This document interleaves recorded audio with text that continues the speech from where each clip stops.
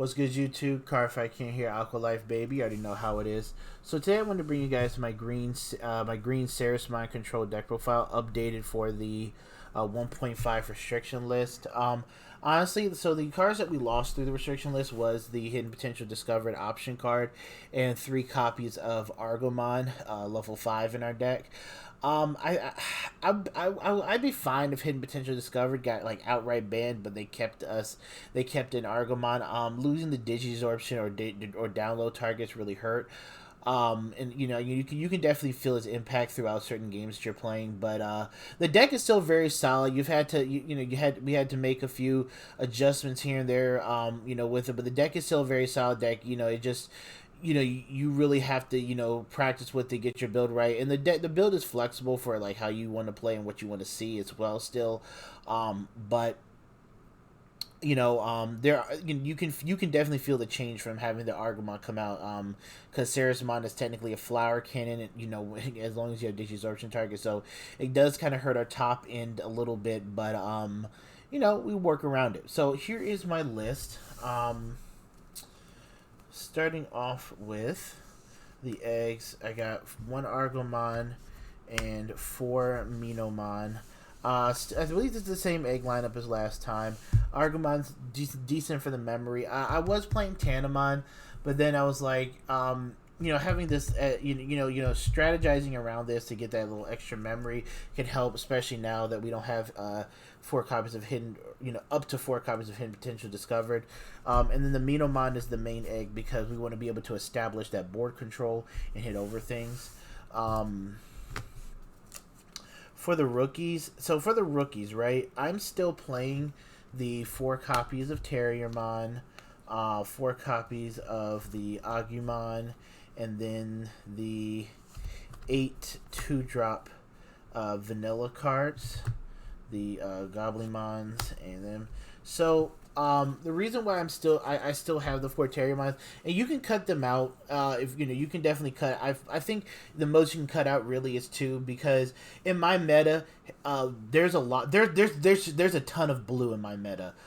Rookie Rush, Imperial, there's a lot of that, and I want to ensure that this card, as soon as you plop this card on the board, it shuts Hammer Spark off. It shuts off 4 cards in the deck. It shuts off the Blue's main combo extender. And then you have other things like, okay, Ragnalord's in the game too, so you put this down. Ragnalord can't put the level 6 Nissel for free memory. It's like they're gonna have to go into Ragnalord. You can put the card in the soul, but they're gonna end up passing turns. So really, this card definitely, at least in my meta, definitely has a lot of usages. I may end up cutting 1 for a Tentamon or something like that. But right now I'm running 4 Terriermon, and obviously through testing, we'll tweak as needed. But this has been the lineup that definitely has been working for me. Good solid 16 rookies. Going into champions. We've made a few changes here. Still 2 Argomon, 2 Woodmon, 4 Kabuterimon, and 4 of the homeboy Vegemon. So, Argomon. So there is argument where it's like, yeah, you definitely want to play more copies of the download target Argomon, right? Here's my issue with the Argomon. It is a 2-cost Evo at level 4. I would rather it's a nice card, and all. But I would probably rather save that for like a Ceresmon play. Like, I treat that as a free flower cannon, if I'm on Ceresmon, or I'd use his download ability if I'm like in a desperate situation. Otherwise, he's just there. He doesn't really offer too much. The 4 Kabuterimons, because I love his inheritable for 1k. The Vegemons are extremely strong. So, yes, he doesn't have an inheritable, but the Vegemon is a 6k card that you can play out for 4. If you're at 3 memory, you can just drop him past your opponent's turn to 1. Now he's at 6k, and he avoids Ultra S, and it basically costs 2 two Tamers to get rid of him if your opponent is going to Shine Greymon him. So he gets around a lot of things, and you can also say the same for Kabuterimon. Like Alter S can hit him, but again, like I said, blue is heavy in my meta. Yellow is definitely heavy. Shine needs two Tamers to blow him up as well if he's just stuck on the board. So that's why I kept this lineup, and I could play the two two Gargomons here in place of the Woodmon. I know some people did, but I wanted to play the Woodmon here. I chose to cut this down and put the Woodmon in here, mostly because again, Rookie Rush and Imperial, and if I can get to a blocker quick, I want to at least get a blocker established on the board quick, just to slow them down and then open up a lot of different things for me. So I still believe in playing the Woodmons. I'm a big believer in that. Blocker, having a good defense here and there is is great, and I wanted to make one of this deck's worst matchups, which is like I believe definitely it is Rookie Rush. And to a degree Imperial as well. I wanted to make sure that I had some protection against it, so that's why I wanted to play Woodmon to try and cover that weakness there. But that is my level 4. It's pretty solid lineup there. 2 copies of Cherrymon for level 5s, 2 Rapidmon, 1 Argomon, and 4 copies of Blossomon. So this is the level 5 lineup. Like I said, we've had to cut down Argomon to 1 because of the restriction list. So we only got 5 Digisorption targets up here in our top end level 5 area. This is just a solid one overall. I see him played in like future lists as well, just because he's that good. You just Digisorption 3, rest on your board, play him. He's a 7K, so he can hit over things. And then obviously you have your 1 Argomon. But really want to talk about the Cherrymon. So I put the Cherrymons into the deck. 1, because it's a blocker. 2, it's because it's a versatile blocker.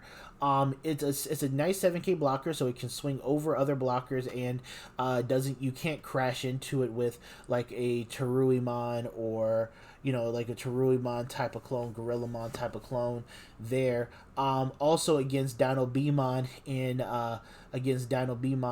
Imperial decks and Pyodramon, he matches them, so I'll take that trade any day. You swing with it, I'll take the trade any day and just block it and remove that off the board. But he can also attack too, so it's just a very versatile card. Like I can use it to either clear cards on board, or swing in. And the Rapidmon again is just for extra power. I think it's a pretty solid lineup right here. I think this is a general lineup that a lot of people are running too, but I personally like this lineup here. Rapidmon is inconsequential. I mean, you could run extra Cherrymons, but I think this Inheritable is really good, especially when we're going into our top end. Alright, so that's the level 5s. So on to the Megas. Double Bancho Stingmon, double Mega Gargomon, and 4 copies of Baby Girl, Ceresmon. Yes, I got all my decks are alt-art. All my decks should have the max rarity for all the cards, except for purple, because some of them are too expensive to max out on right now. But it is what it is. So this is my Mega lineup here. Double Bancho Stingmon, like I said, Imperial 12K, Ragnarlord 14K, Red Omni. I mean, there's a lot of targets in the meta that for Bancho Stingmon to hit. Putting him down, just putting him down on the board too, can really threaten your opponent. Especially in certain matchups, not to really want to play something because they know Bancho is coming at them for him. So this card is a really good punish card against a lot of the bigger cards in the game, especially if they leave him rested. I do like to save him. I do like to save him in my hand if I could, just to be like, okay, well, I'm gonna wait for you to drop this, and then I'm gonna drop the Bancho Stingmon, and then make you pay for dropping your big guy, right? So that's what he really is. He really is just the big, the punish, the green card that punishes you for playing a big card and swinging in. And against them, and in the mirror match, he does the same as well. And then the Mega Gargomon, you already know what he does. He's like a mini Puppetmon, and he gets security. Now, I could play now, and what I was going to try to experiment with is the green Argomon, level 6. he can swing for a lot of security. I was gonna definitely try him out, as a one or two of in the deck, just because I wanted to, one, it's another download target. Two, I really wanted to see the potential that he had with this deck.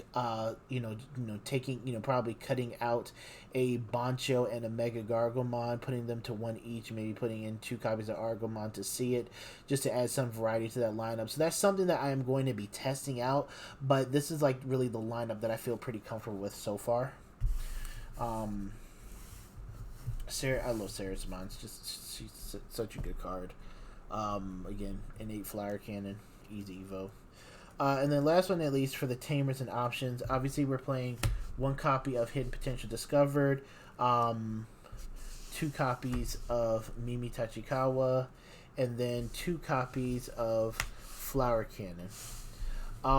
So obviously, like I said, we had to cut down to one of him, so you're just gonna play one. Still a great card, it's 0 costed, so and hit security adds to your hand, so you might as well play it. The Mimis are staying in the deck. They're really good. You guys saw, I think you saw the profile last time with Mimi. Mimi's just overall really good, and giving this deck 3 memory can be very detrimental to your opponent.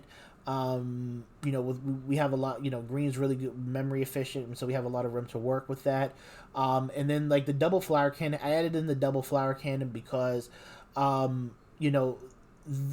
since we lost some download targets, we needed a card to help clear, clear blockers, rest certain things that we need rested on our opponent's board, to clear the way for either board control or swinging in on security. So Flower Cannon is in there. I think that's the perfect option. And if we are able to hit it in security, it'll shut down our opponent's non-blocker attackers on the board. So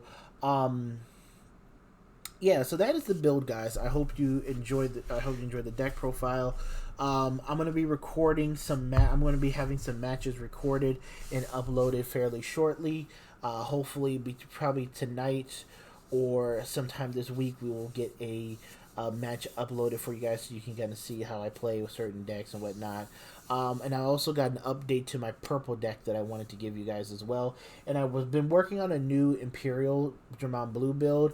I'm gonna probably test it out in the tournament this Sunday, maybe, before I release it. But yeah, this is Card Fight King Aqualife, baby. Thank you guys for watching. Have a good one.